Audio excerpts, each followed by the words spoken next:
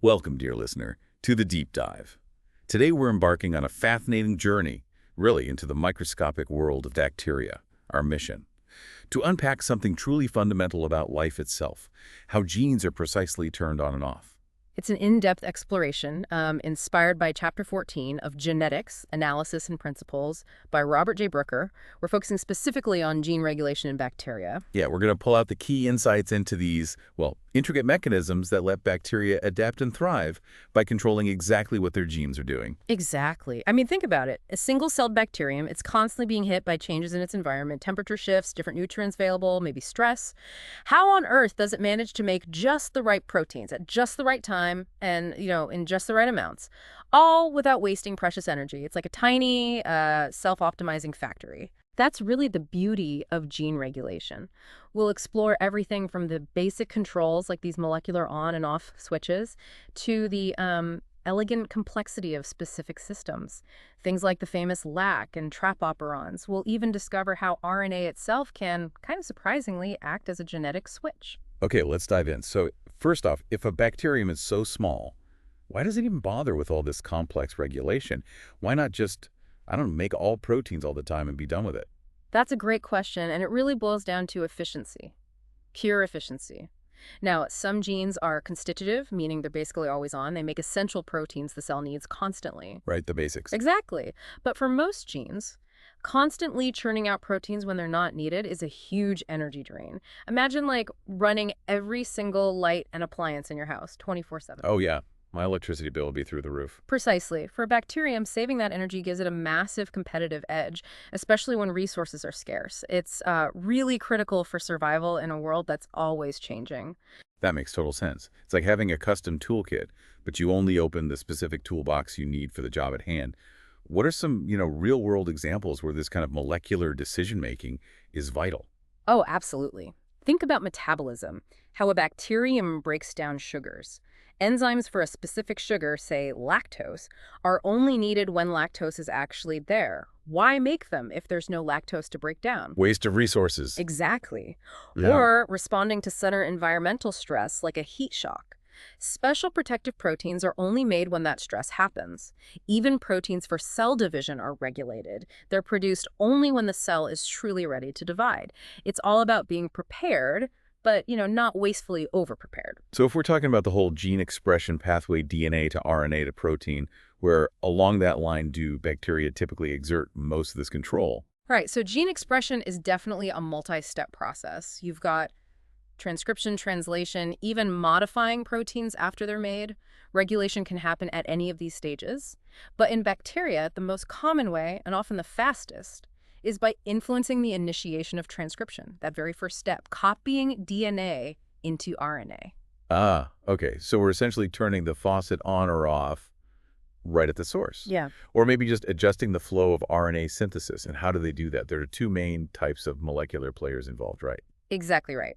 We're talking about specialized regulatory proteins that bind to specific DNA sequences. First, you have repressors. Think of them like molecular off switches or maybe bouncers at a club door.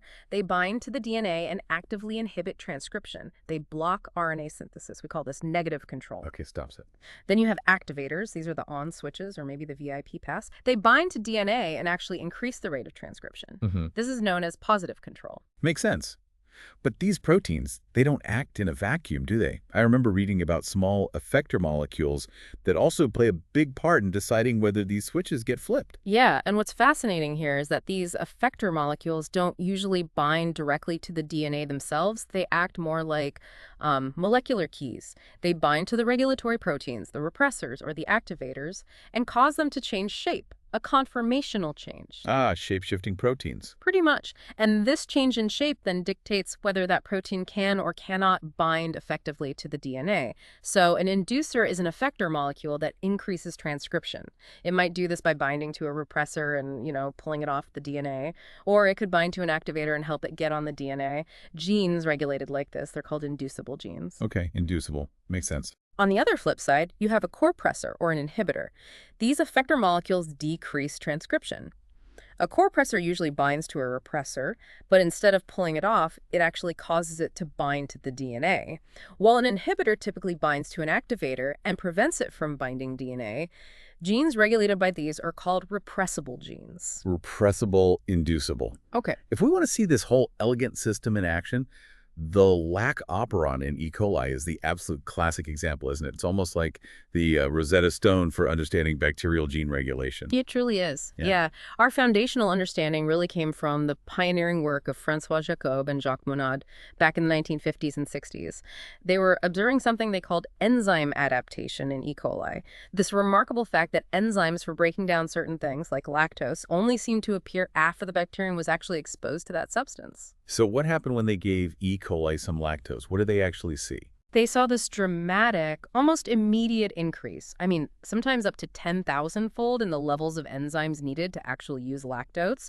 And crucially, they figured out this huge increase was due to new protein synthesis. It wasn't just activating enzymes that were already there. So it was making new stuff. Exactly. And when they took the lactose away, the synthesis stopped just as abruptly. It really pointed strongly towards a highly regulated, on-demand kind of system. And they figured out it all came down to this specific genetic arrangement they called an operon. Precisely. An operon is just a brilliantly efficient setup. You have a group of 2 or more genes, often functionally related, that are all controlled by a single promoter. One switch for multiple lights. That's a great analogy. It means they're all transcribed together as one long RNA molecule called a polycistronic mRNA. It lets the bacterium coordinate a whole specific function, like, say, lactose metabolism, really efficiently. The lac operon specifically contains a few key parts. There's a CAP site, we'll get to that, the lac promoter, LACP, the operator site, LACO, and then 3 protein encoding genes. LAC-Z makes beta-galactosidase. That's the enzyme that breaks down lactose, right? And makes that other thing all lactose. Exactly. It breaks lactose into glucose and galactose, but also isomerizes a bit into allolactose, which turns out to be crucial. Then there's LAC, which makes lactose permese, that's like a gate to let lactose into the cell. And LAC-A, making galactoside transacetylase, probably involved in detoxification. Okay, so that's the operon itself. What about the main regulator, the thing controlling that switch? Right, that would be the LAC-I gene. Now, it's important to note, LAC-I is actually not part of the lac operon itself. It sits nearby, has its own promoter, and it's constitutively expressed, meaning it's always making a low level of the lac repressor protein. Yeah. And this repressor protein actually works as a tetramer, 4 identical units sticking together. A 4-part controller. So how does this repressor actually control the lac operon? Let's walk through the scenario where there's no lactose around. Okay, so in the absence of lactose, there's no allolactose being made to interfere. So the lac repressor is in its active shape. It binds very tightly and specifically to that lac operator site, the LAC-RO, which is positioned just right, overlapping the promoter a bit. Blocking the road. Essentially, yeah. When the repressor is bound there, it physically blocks RNA polymerase, the enzyme that makes the RNA copy from getting on the promoter properly and transcribing the LAC-ZA, LAC, and LAC-A genes. So their expression is kept at a very, very low background level. This is a classic example of negative control. The repressor is the key player actively shutting things down. But then, what's the trick when lactose is present? How does the bacterium sense it and flip the switch to start using it? Okay, here's where it gets really cool. When lactose enters the cell, that tiny background level of beta-galactosidase converts a small amount of it into allolactose. Now, allolactose acts as the inducer. It binds directly to the lac repressor protein. To the controller itself. Exactly, and this binding causes a significant conformational change. It literally makes the repressor change its shape. This new shape means the repressor can no longer bind effectively to the operator site. The operator is now free, so RNA polymerase can bind to the promoter and transcribe the operon genes. This amazing molecular shape-shifting triggered by a small molecule, that's called allosteric regulation. Wow. So the cell starts making the proteins it needs to chow down on lactose. And when all the lactose is gone, what then? Does it just keep making those enzymes forever? No, it's beautifully self-correcting and efficient. The process just reverses. As the lactose gets used up, the allolactose levels drop. When allolactose falls off the repressor snaps back to its original DNA binding shape. And jumps back on the operator. Precisely. It rebinds to the operator site, shutting down transcription again. Any existing mRNA molecules and the enzyme proteins don't last forever. They get degraded. So no energy is wasted making things that aren't needed anymore. It's this dynamic, elegant cycle of induction and repression that lets the bacterium respond perfectly to its food source. And Jacob, Monod, and Pardee's famous experiment, the monozygote one, really helped nail this down, right? How did they figure out that the LAC gene actually encoded a diffusible protein something that could move around the cell? Yeah, that was a crucial piece of the puzzle. They needed to know, is the repressor stuck acting only on the DNA right next to it, or can it travel? So they used this clever technique involving merozygotes. These are bacteria that are partially diploid, they have their own chromosome, plus an extra little piece of DNA, like a plasmid, called an F factor, carrying some extra genes. So 2 copies of some genes. Exactly, for certain genes. They took a bacterium that had a broken LAC gene, a LAC mutant. So this mutant couldn't make a working repressor, and its LAC operon was always on, constitutive, even without lactose. Then they introduced an F factor that carried a normal working LACI plus gene, and maybe another copy of the operon, depending on the experiment, into this mutant cell. Okay, so they added a working repressor gene, but on a separate piece of DNA. Yeah. What happened? Even though this new LACI plus gene wasn't physically connected to the original LAC operon on the main chromosome? That was the key. Even with the working LACI plus gene on the separate F factor, the entire system, both the operon on the chromosome and any operon on the F factor, became repressible again. It behaved normally, shutting off in the absence of lactose. Wow.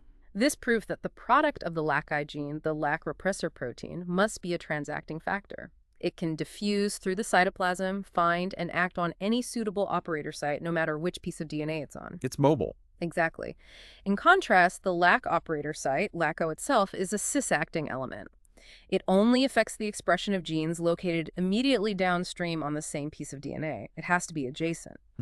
That experiment was truly groundbreaking in figuring out the roles of these different genetic control elements. That's a huge aha moment. So it's not just a physical block, it's a mobile controller. Okay, but wait, there's another layer of control in the LAC operon, right? Something about the bacterium's favorite sugar, glucose.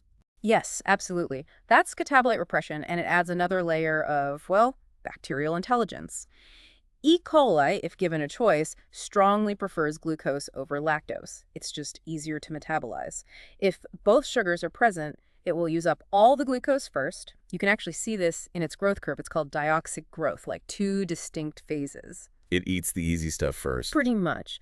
And what happens is the presence of glucose actually represses the LAC operon, even if lactose is also available. The bacterium basically says, thanks for the lactose, but I'll stick with glucose for now. So glucose acts like a kind of super repressor, overriding the lactose signal. How does that work? Not directly as a repressor itself. What glucose does is influence the intracellular levels of a really important small signaling molecule called cyclic AMP or CANMP.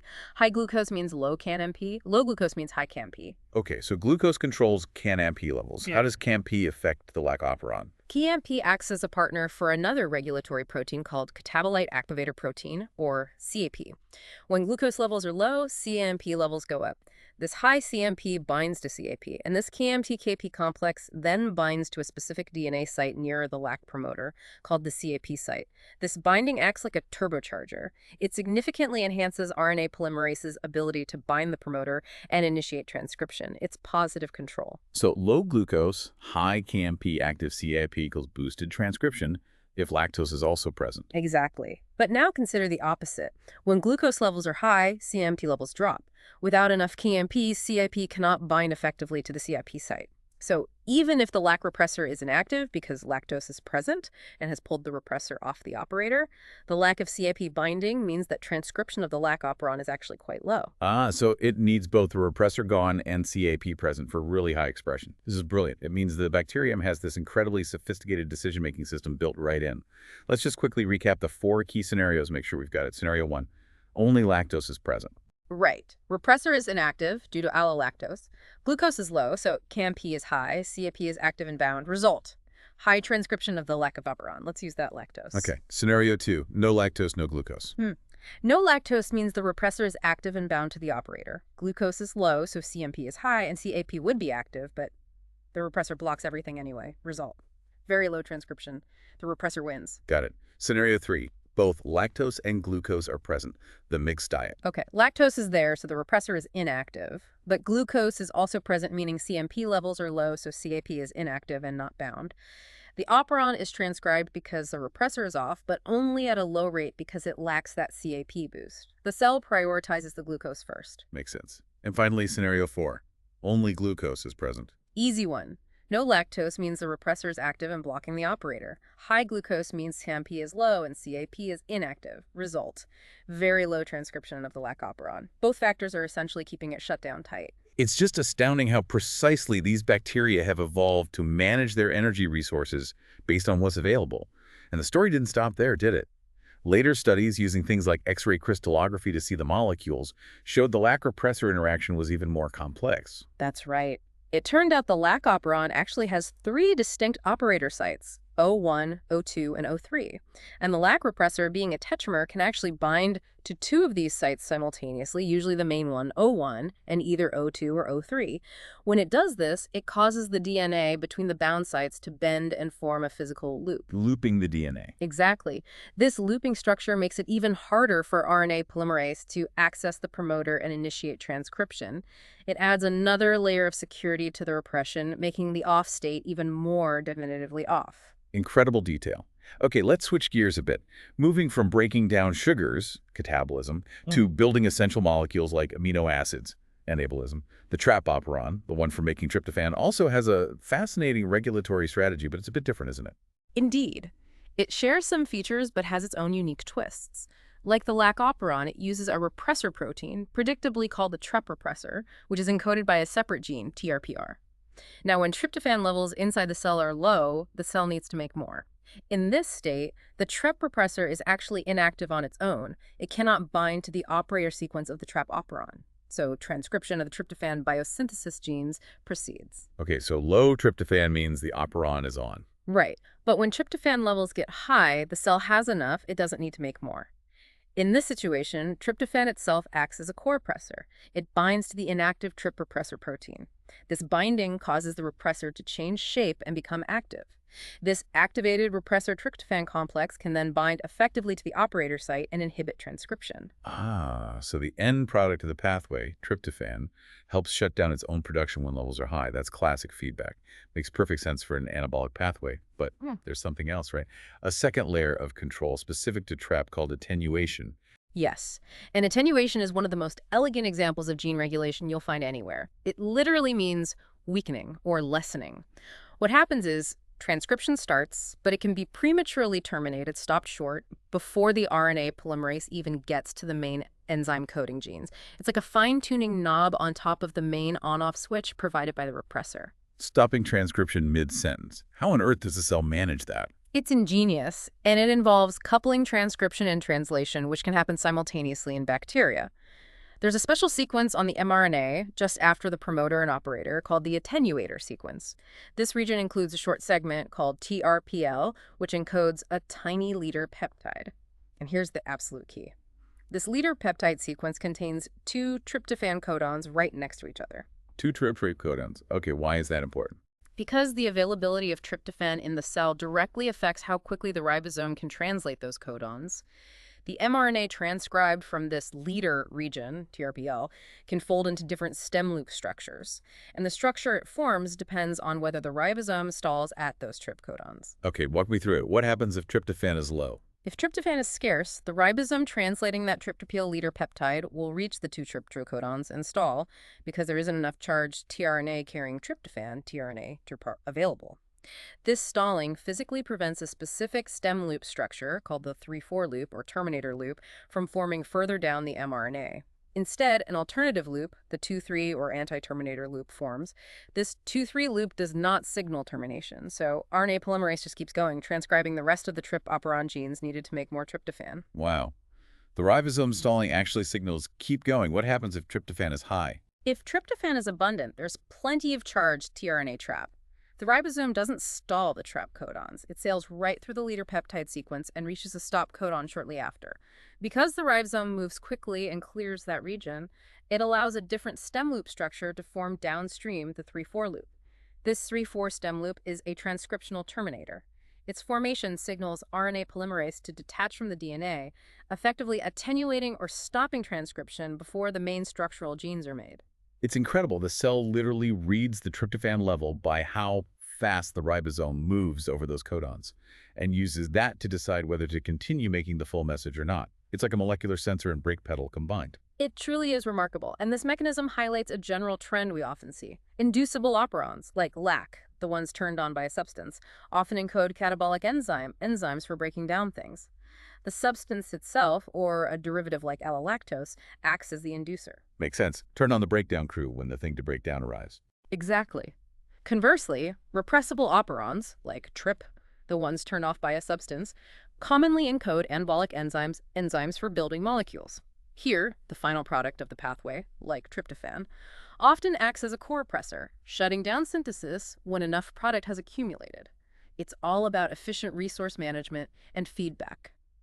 Okay, we spent a lot of time focused on transcriptional control, deciding whether or not to even make the RNA.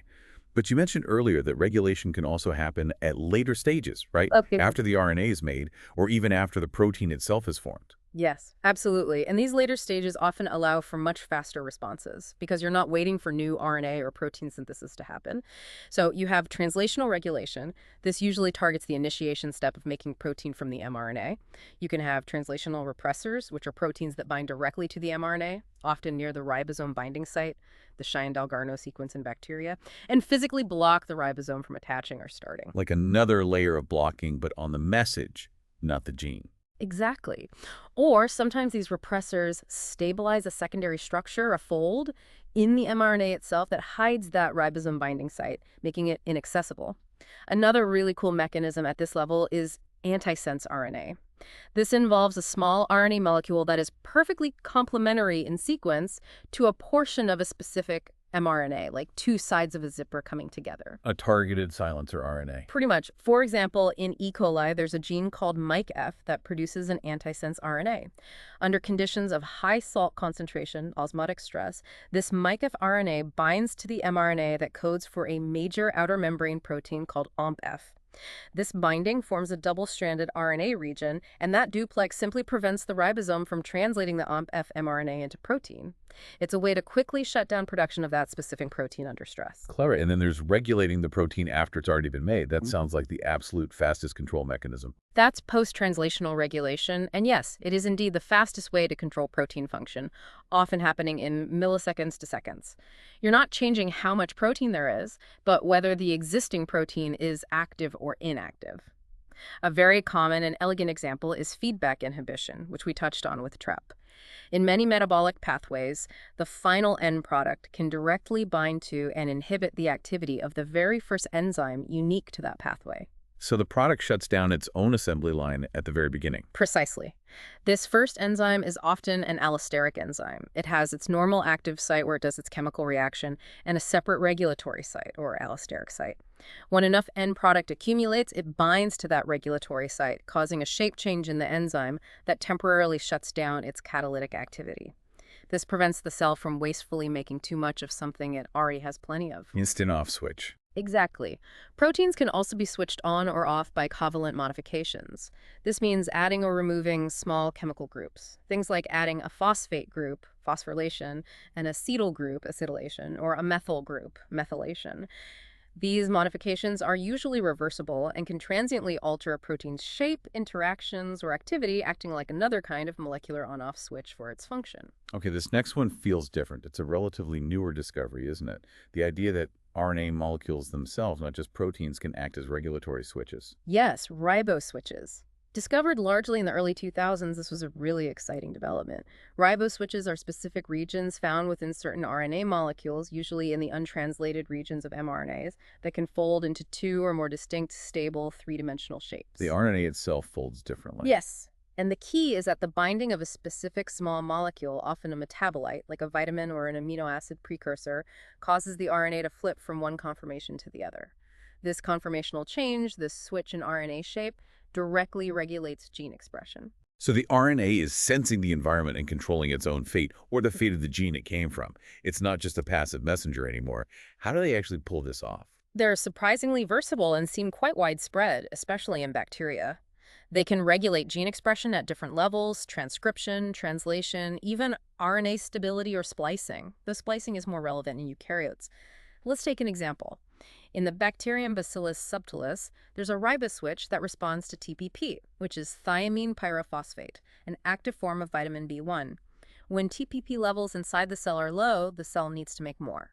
The TPP riboswitch region on the relevant mRNA folds into a shape that includes an anti-terminator stem loop. This allows RNA polymerase to transcribe the entire gene needed for TPP synthesis. Okay, low TPP, transcription continues. But when TPP levels are high, TPP itself binds directly to the riboswitch region of the mRNA. This binding forces the RNA to refold into a different shape, one that includes a terminator stem loop. This structure signals RNA polymerase to stop transcription prematurely. It's basically a form of attenuation, like we saw with Strep, but here it's the RNA molecule itself directly sensing the metabolite and forming the termination signal. Incredible. And you mentioned they can control translation too. Yes. In E. coli, there's a very similar TPP riboswitch, but it works differently. It controls translation initiation. When TPP levels are low, the riboswitch region folds in a way that leaves the ribosome binding site, the Shine-Dalgarno sequence, exposed and accessible. So ribosomes can bind and translation proceeds. Makes sense.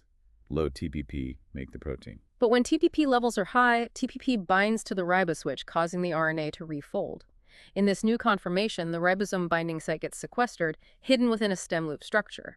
Ribosomes simply can't access it, so translation initiation is blocked and protein synthesis is inhibited. That's truly fascinating. How basically the same RNA sensing mechanism, binding TPP, can lead to completely different regulatory outcomes, stopping transcription in one bug, stopping translation in another, just based on how that RNA fold influences the next step in gene expression. It's like having different outputs wired to the same sensor.